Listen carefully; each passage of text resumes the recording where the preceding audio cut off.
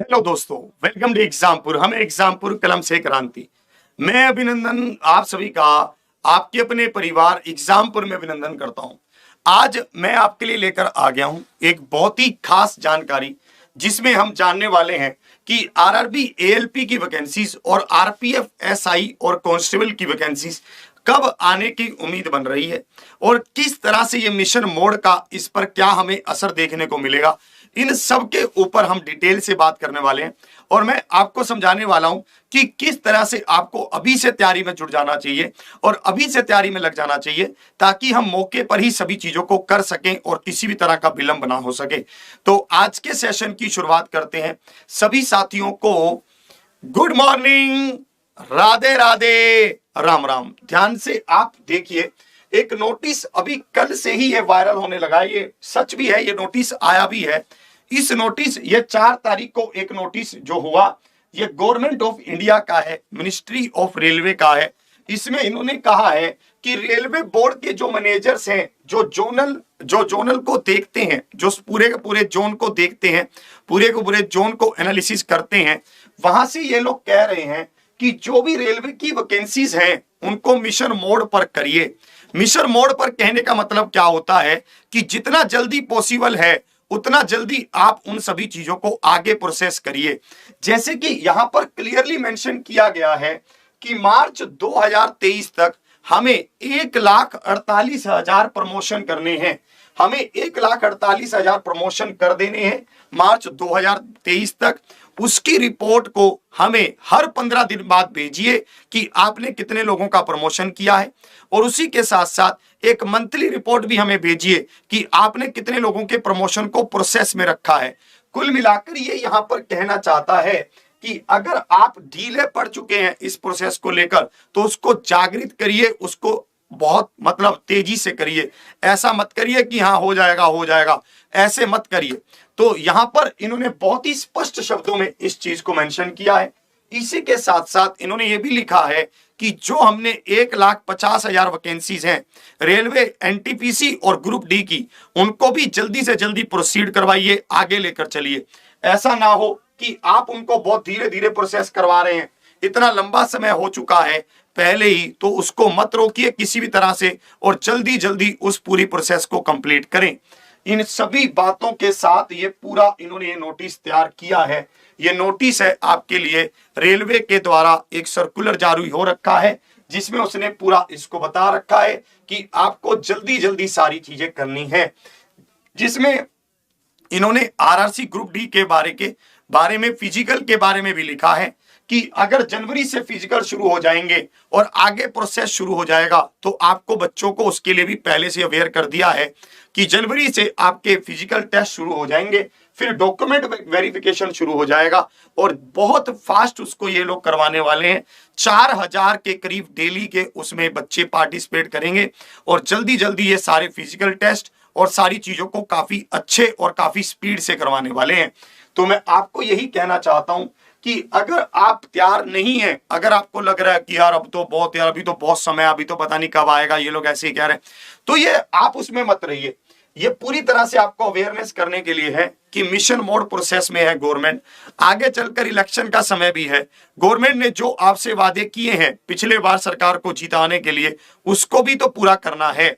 तो इससे काफी संभावना क्लियर हो रही है कि एएलपी, आरपीएफ, एसआई और इन सब की वैकेंसीज आने वाली हैं। आप कहेंगे सर ये क्या बात हुई, वो तो वहां प्रमोशन की बात कर रहे हैं, आरआरबी एनटीपीसी की बात कर रहे हैं, आरआरसी ग्रुप डी की बात कर रहे हैं। आप लोग कह रहे हो कि एएलपी की वैकेंसी आएंगी, आरपीएफ एसआई की वैकेंसी आएंगी, कांस्टेबल की वैकेंसी आएंगी। हमें तो कुछ समझ नहीं आया। तो मैं आपको ये बात यहां पर क्लियर करता हूं कि हम लोग कैसे कह रहे हैं कि वैकेंसी आने वाली है। ध्यान से समझना। एक्चुअली क्या हुआ है, एनटीपीसी के माध्यम से जो भी बच्चे सिलेक्ट होंगे और आरआरसी ग्रुप डी के माध्यम से जो भी बच्चे सिलेक्ट होंगे, और उसमें क्या होगा कि जो भी बंदे प्रमोशन लेंगे वो तो उनकी जगह को फिल कर देंगे। जैसे मान लीजिए कोई टिकट चैकेट वहां पर, उसकी भर्ती तो हो गई है, प्रमोशन तो उसका भी होगा ना भाई, सीट तो वहां पर खाली होगी ना, उसकी तो भर्ती इन्होंने पहले ही कर ली है। यहां पर देखिए 1,48,000 लोगों का ये प्रमोशन कर देंगे मार्च 2023 तक।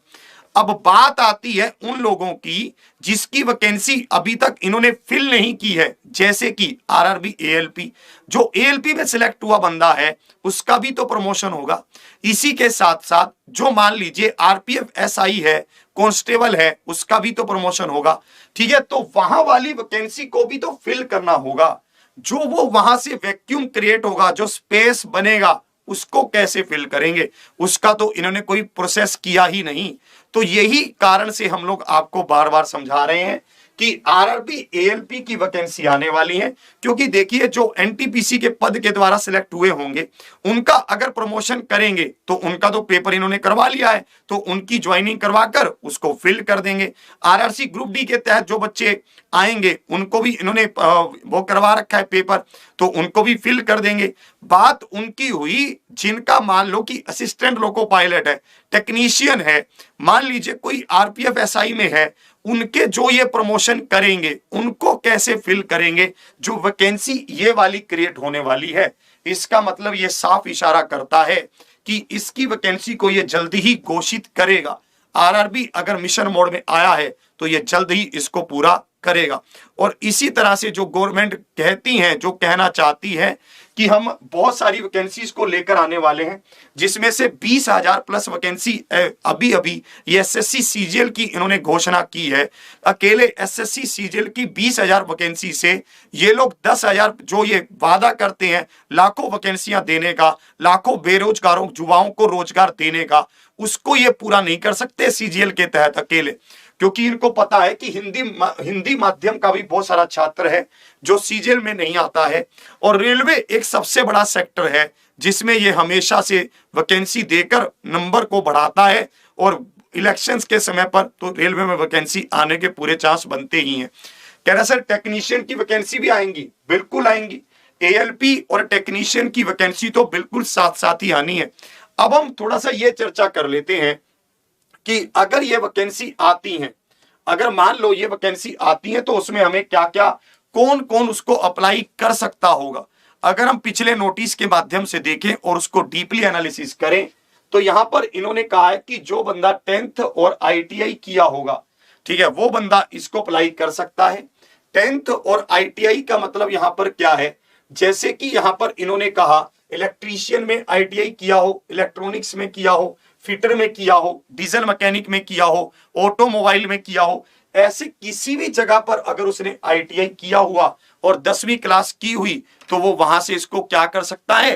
कर सकता है। ठीक है, और इसी तरह से अगर 10th प्लस में डिप्लोमा उसने किया है, 10th भी की है और डिप्लोमा भी किया है, चाहे वो उसने इन किसी भी ब्रांच में से किया है, तो वो यहां पर भी क्या कर सकता है? अप्लाई कर सकता है।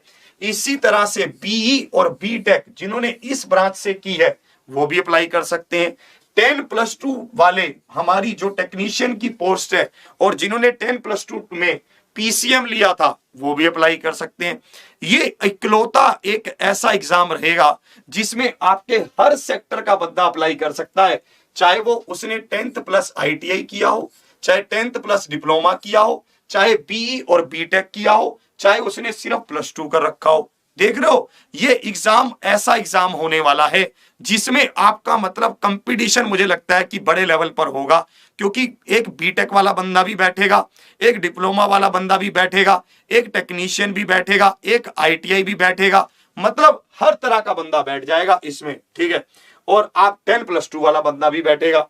इसी में अगर हम और चीजों को समझते हैं, अगर मैं देखूं तो उसमें उम्र क्या है? उम्र भी 18 से 30 साल है। 18 से 30 साल की उम्र एक ऐसी है जिसमें हर वर्ग का छात्र कवर हो जाता है, चाहे वो थोड़ी सी छोटी उम्र का है वो भी, एक एक्सपीरियंस भी। भाई 30 साल एज होती है मैक्सिमम, उसके बाद बंदा तैयारी करना थोड़ी कम कर देता है। 30 साल तक वो जोश और वो जज्बा कायम रहता है, उसके बाद तो धीरे धीरे तैयारी करना आदमी कम कर देता है। तो इसलिए 18 से 30 के माध्यम के बीच, इसके बीच जो भी बंदा बैठता है उसमें एक अलग जोश और एनर्जी रहती है। तो आप ये भी हिसाब लगा लीजिए कि कंपटीशन किस लेवल का रहने वाला है। तो मैं आपको बारी बार एक ही बात समझा रहा हूं कि आपके लिए इन चीजों को समझना बहुत जरूरी है। एससी और एसटी के लिए 5 साल का एज रिलैक्सेशन है और 3 साल का रिलैक्सेशन ओबीसी के लिए है। अगर हम थोड़े से इसके पैटर्न को समझें तो CBT 1 और CBT 2 दो पेपर इसमें होते हैं। इस पर मैं एक पूरी वीडियो बना चुका हूं, अभी आपको थोड़ा सा ऊपर ऊपर से समझा देता हूं। CBT 1 और CBT 2, CBT 2 के दो पार्ट हैं, part A part B.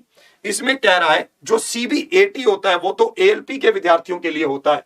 CBT 1 only qualifying है, जिसमें 75 क्वेश्चन पूछेगा, 20 मैथ, 25 रीजनिंग, 20 साइंस और 10 GK GS।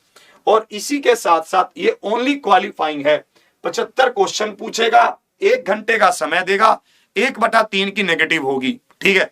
और इसी तरह से इसमें CBT 2 है, इसके दो पार्ट होंगे।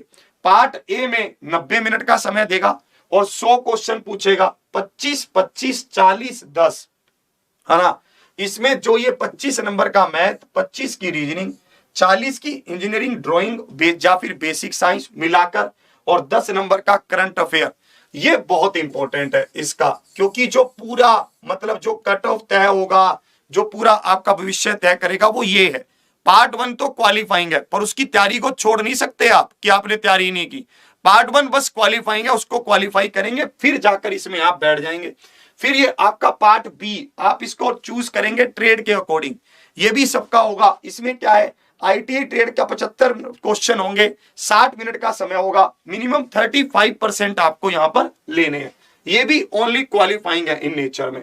ये आपकी कुछ ट्रेड के अकॉर्डिंग आपका जो पेपर आपको चूज करना है, ये आपको ऑप्शन दिए हुए हैं कि आप इसमें से कौन सा पेपर चूज कर सकते हैं, ठीक है। आपको ये कह रहा है फिर आपका, अगर आपने ALP भरा है तो साइको टेस्ट होगा। साइको टेस्ट अगर आपने ALP, टेक्नीशियन का नहीं, टेक्नीशियन का वहीं तक है, ALP लिखा भी है, ये इन्होंने लिखा है the ALP merit list will be drawn from, है ना, amongst the candidates qualifying the, और लास्ट में जाकर आपका जो साइको का 30% और पेपर 2 का भी क्या है, और second stage of CBT part A का सेकंड स्टेज ऑफ CBT उसका 70% और इसका 30%, फिर जाकर आपकी यहां पर ये क्या कर देगा, गेम घुमा देगा, मतलब फिर आपका यहां पर सिलेक्शन हो जाएगा। प्रमोशन भी बहुत अच्छा है इसमें, ALP, senior ALP, assistant loco pilot, senior assistant loco pilot, और उसके बाद आपका लोको पायलट। बहुत अच्छी जॉब है ये, आपको मजा आ जाएगा इस जॉब में। आप लगा लीजिए, लड़के हो लड़कियां हो, किसी भी तरह के हमारे कैंडिडेट्स हो, हमारे किसी भी तरह के कैंडिडेट्स हो, ये इसमें अप्लाई कर सकते हैं। आपके लिए एक खुशखबरी ये है कि इस मंडे को, यानी कि मंडे से आपकी क्लासेस शुरू हो रही हैं, मंडे से आपकी क्लासेस शुरू हो रही हैं, ठीक है, जिसके पूरे टाइम टेबल की आपकी घोषणा हो रही है। आपकी डिमांड है तो मंडे से आपकी क्लासेस शुरू हो रही हैं, जिसके पूरे टाइम टेबल की घोषणा हो रही है संडे को रात को 9 बजे। संडे मतलब इस रविवार को रात को 9 बजे आपके पास इसका टाइम टेबल आने वाला है, जिसमें हम आपके सामने घोषणा करने वाले हैं कि आपकी क्लासेस किस पैटर्न पर चलेंगी। थोड़ा सा हिंट आपको दे रहा हूं, सुबह 8 बजे से लेकर 12 बजे तक आपकी क्लास होंगी। सुबह 8 बजे से, ठीक है, 8 बजे से करंट अफेयर की क्लास को भी इसमें शामिल कर लेते हैं, तो सुबह 6 बजे से लेकर 12 बजे तक आपकी क्लास होंगी, ठीक है। क्लासेस का प्रॉपर टाइम टेबल आप अगर जानना चाहते हैं तो इस रविवार आप आइए, कब, रात को 9 बजे। इस रविवार आपको रात 9 बजे ये फ्री क्लासेस है भाई, कोई वो नहीं है, फ्री क्लासेस हैं आपके पास, ठीक है। ये फ्री क्लासेस हम आपके लिए YouTube पर चलाने वाले हैं, तो इसकी पूरी घोषणा आपके पास हो जाएगी। आरंभ सीरीज के नाम से इसका बनेगा। आप ऑफलाइन कमेंट भी करके बताइए कि आप कब से चाहते हैं, कि आप खुश हैं इस बात के लिए। आप मिनिमम, हम चाहते हैं सभी साथियों को शेयर करिए, ताकि देखिए क्लास शुरू करना हमारा कर्म है, हम कर लेंगे, पर आपका भी कर्म है कि आप सभी के साथ शेयर करें, ज्यादा से ज्यादा विद्यार्थियों तक पहुंचाएं, ताकि हर घर हर जगह तक शिक्षा तो पहुंचे, ताकि लोग भी एक अच्छी लाइफ जिए और आपको भी अच्छे से प्यार करें। ये सब चीजें आपके लिए ही की जाती हैं। आप ज्यादा शेयर करते हैं तो हमें भी खुशी होती है कि हम बहुत दूर तक पहुंच रहे हैं, ठीक है।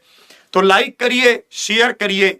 वह कह रहा है भर्ती कब आएगी, भर्ती भी जल्दी आ जाएगी, तैयारी तो शुरू करें, एक जोश तो दिखाएं, एक जज्बा तो दिखाएं, एक जान तो लगाएं, ठीक है जी। तो बिल्कुल साथ बने रहिएगा। इस रविवार को रात को 9 बजे आपके लिए फ्री क्लासेस की अनाउंसमेंट होने वाली है। मंडे से आपकी क्लासेस शुरू होने वाली हैं। सुबह 6 बजे से आपकी क्लास होंगी, फ्री क्लासेस हैं। कभी भी घबराइए मत, मस्त रहिए, बिंदास रहिए और सबके साथ शेयर करिए। तो मिलते हैं फिर मंडे को और संडे को रात को 9 बजे। इसी के साथ हंसते रहिए, मुस्कुराते रहिए, जिंदाबाद रहिए, आबाद रहिए। अगर आप क्लासेस को और जोश से चाहते हैं तो ऑफलाइन कमेंट जरूर करिए। इसी के साथ जय हिंद, जय भारत।